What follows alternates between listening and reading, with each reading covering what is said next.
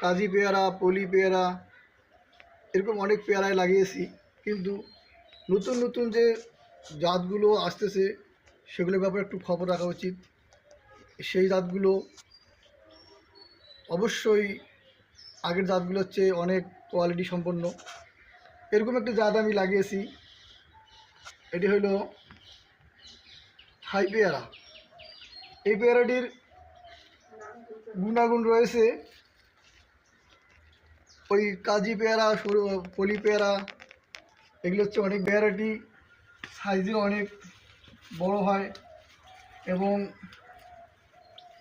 এই পেয়ারাটি সারা বছর জন্মে, সারা বছর পেয়ারাটি হয়।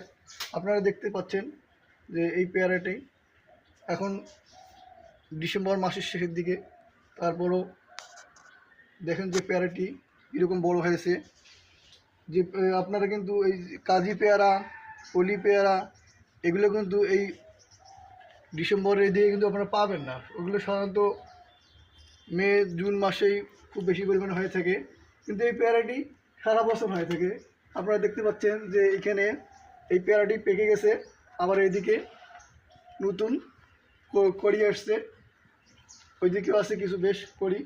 তা আপনারা যদি এই থাই পেয়ারা চাষ করেন, আপনাদের কিন্তু সারা বছর পেয়ারার চাহিদা পূরণ হবে।